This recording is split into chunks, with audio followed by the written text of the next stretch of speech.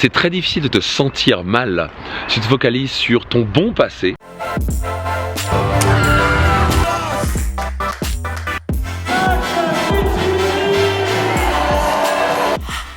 Bonjour à vous et bienvenue dans un nouveau Daily Mag. Je vous parle ici de la magnifique ville de Strasbourg, ma ville natale.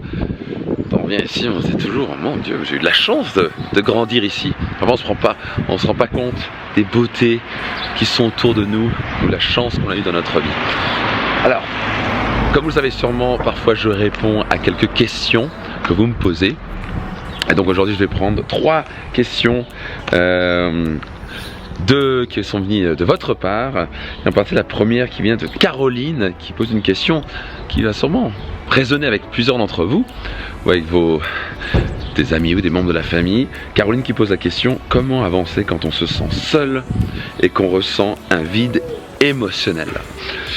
Alors, un vide émotionnel, je vais apporter 2 éléments. Numéro 1, c'est apprendre à gérer ses émotions. Égal, nos émotions déterminent notre qualité de vie. Donc, la première chose, c'est apprendre à faire cela. Donc je t'invite à te procurer mon livre Réussite Maximum ou venir à mon séminaire Destination Réussite.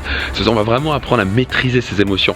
On a appris à devenir très intelligent au niveau intellect, particulièrement en France et en Europe, mais on est absolument nul en ce qui concerne, on va dire, notre puissance émotionnelle. Et à la fin, ce qui nous rend heureux sont les émotions. Donc un vide émotionnel, c'est souvent qu'il y a de fortes chances que tu te focalises sur quelque chose qui te vide ton énergie. Ça peut être ton passé, un mauvais passé, des choses difficiles qui sont passées, ou quelqu'un t'a dit quelque chose et tu le ressasses. Tu as une sorte de schéma qui le ressasse en boucle. Et donc ça va poser un petit problème si tu te focalises là-dessus. Donc c'est très difficile de te sentir mal si tu te focalises sur ton bon passé, ou sur ce qui est merveilleux dans ta vie maintenant, ou sur ce qui est excitant dans le futur. Deuxième élément important, très important ici, quand on se sent seul et qu'on a un vide émotionnel, c'est souvent qu'on est seul. Et on n'est pas fait pour être seul. Nous sommes des animaux sociaux. On a besoin de s'entourer. L'environnement est très important. C'est la 7e étape de mon processus It's My Tree que je transmets dans mon livre, dans mon séminaire Destination Réussite. L'environnement est très puissant. Il est important de bien s'entourer. S'entourer de gens qui vont nous tirer vers le haut. Des gens bienveillants, qui veulent notre bien, qui vont nous donner en quelque sorte des ondes positives, qui vont nous encourager vers nos rêves. C'est absolument essentiel pour la réussite. Donc si tu es seul, c'est le moment d'aller sortir, aller networker, aller discuter, aller t'entourer. Et voilà, par exemple, tu peux venir à un de mes séminaires ou d'autres séminaires, il y a des personnes pour rencontrer de nouvelles personnes. C'est un parfait moyen de te tisser un nouveau réseau de personnes bienveillantes. Ne restez pas seul, entourez-vous de gens bienveillants. Votre cercle d'influence est très important et absolument essentiel pour la réussite et le bonheur. Alors une autre question, voici, qui vient de la part de Julie.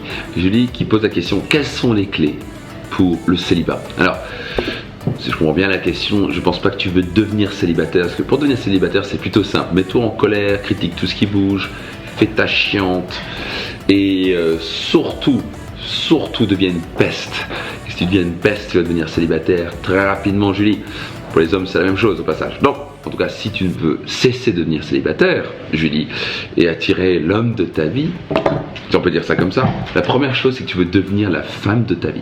Qu'est-ce que je veux dire par là? On attire qui on est, pas seulement ce qu'on visualise. Donc si tu as vu Le Secret ou a lu Le Secret et tu crois qu'en visualisant juste l'homme de ta vie ça va tomber du ciel, mets-toi le doigt dans l'œil. Si je donne un exemple, s'il y avait un homme qui pesait 150 kg, qui râlait à longueur de journée, qui regardait le foot à longueur de journée avec ses chips, et tout ce qui passait son temps c'est de crier dessus, est-ce que tu pourrais attirer un homme pareil? Il y a de fortes chances que non. Donc on attire qui on est. Typiquement, si tu as tendance à avoir des valeurs d'honnêteté, de sincérité, quelqu'un de bienveillant, tu vas attirer en général quelqu'un comme ça.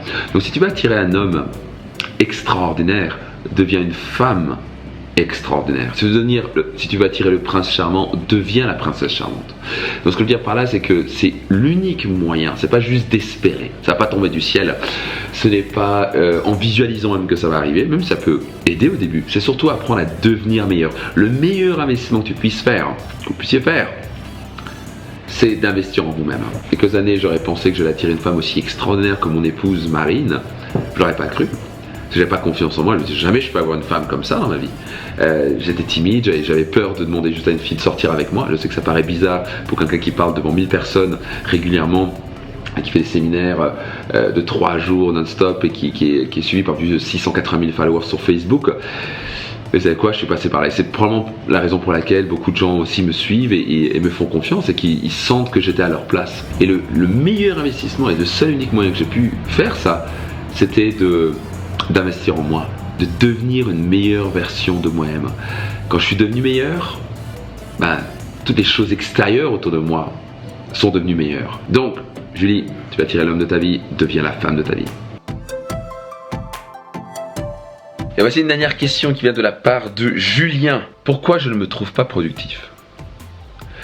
Alors, j'en ai aucune idée pourquoi tu ne te sens pas productif. Donc la première chose, quand vous posez vos questions, sois le plus précis possible. Pas forcément le plus long, mais le plus précis possible. Bonne question à mélanger à une bonne réponse. Mais bon, Julien, si tu ne te sens pas productif, il y a 2 possibilités. Soit tu ne l'es pas, soit tu l'es, mais tu ne trouves pas que tu es assez productif. Donc, soit c'est un schéma qui tourne chez toi qui te dit je suis pas assez productif et pourtant je fais tellement de choses. Il y a de fortes chances que tu sois productif d'une certaine manière. Donc, et ça dépend ce que tu appelles par productif. Pour moi, c'est bien de se dire, la productivité, c'est souvent vu comme faire beaucoup de choses. Il faut toujours faire plus, être de plus en plus productif au niveau du travail. Ça, c'est la meilleure recette pour avoir un burn-out et avoir une charge mentale totale et péter en vol. Donc, pour moi, avoir une vie productive, c'est bien réaliser les choses qu'on veut. Égal, être capable de squeezer en quelque sorte, sortir le jus de la vie le maximum possible. Égal, s'épanouir dans son travail, pouvoir voyager si c'est ce que vous aimez ça, passer du temps avec votre famille, profiter de la vie, apprécier l'instant présent, vous plonger dans l'instant présent à votre travail, donner le meilleur de vous-même. Ça, c'est à mon avis avoir une vie productive. C'est pas juste il faut que je travaille plus, il faut que j'accomplisse encore plus, et à la fin je finis fatigué, stressé, je rentre à la maison et je suis mort et j'ai pas de temps pour faire pour avoir mes enfants, ou je suis trop fatigué pour faire l'amour à ma femme. Ça, ce n'est pas une vie productive. Donc c'est ton cas, peut-être que c'est le moment de redéfinir ce qu'est pour toi une vie productive. Numéro 2, peut-être que tu n'es pas productif. Et pour cela, c'est très important de ne pas tomber dans la to-do list. Il y a des gens qui ont des listes de tâches interminables. Peut-être que c'est votre cas. Arrêtez de faire ça. C'est la recette parfaite pour être stressé dans votre vie. Donc j'ai appris à avoir 2 à 3 choses dans la journée à faire. La grande clé, c'est de réunir sous une grande chose. Quel est le grand pas que vous devez faire, le grand bloc qui est important? Quel est le focus majeur, votre priorité majeure dans le prochaine journée, semaine, mois, année? Ça vous permettra de générer moins de stress. Et ensuite, il y aura des petites choses à faire qui vont se faire naturellement. Mais dans votre tête, il y aura moins de stress parce que vous direz: en fait, j'ai qu'une chose à faire. Et tant que tu fais un petit pas au fur et à mesure de cette priorité, tu sens que tu progresses, tu sens que tu es productif. Donc moins égale plus. Ok, et si vous avez aimé cet épisode, ou ça vous a aidé, il y a quelque chose qui a résonné avec vous, je vous invite à le partager autour de vous. Encore une fois, ce Daily Max, je prends du temps pour répondre à vos questions, vous transmettre des clés, vous faire réfléchir sur des points essentiels de votre vie, de votre carrière, sur le thème de l'argent, de vos relations. Bref, la vie, tout simplement. Et faites-en bénéficier les gens autour de vous. Donc partagez-le autour de vous, encouragez vos amis à s'abonner sur le Daily Max. Si ce n'est pas encore fait, faites-le. Abonnez-vous sur ma chaîne, le Daily Max, sur YouTube, ma chaîne Réussite Max.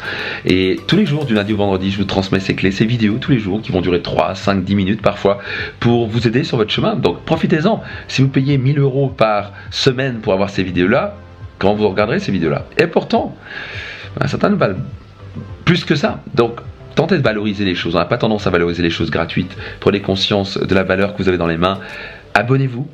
Ne ratez pas un seul épisode. À chaque fois que vous allez avoir une petite clé, une petite chose. Et même si c'est une chose par semaine que vous dites, wow, ça c'est intéressant, ça va vous faire progresser. Et petit pas après petit pas mène inévitablement à la grande victoire, à la destination que vous voulez. Donc partagez autour de vous, abonnez-vous si ce n'est pas encore le cas. Et je donne rendez-vous dans un prochain séminaire, un prochain programme ou un prochain épisode de ce Daily Max. Je vous dis à très vite. Bye bye. Partagez cet épisode, laissez un petit commentaire, abonnez-vous à ma chaîne YouTube si ce n'est pas encore le cas. Puis je me réjouis de vous retrouver dans un prochain Daily Max, ou dans un prochain séminaire, ou dans un prochain podcast. Bref, au plaisir de vous y retrouver parce que ma passion est véritablement de vous accompagner à devenir la meilleure version de vous-même. Je vous dis à très vite. Bye bye.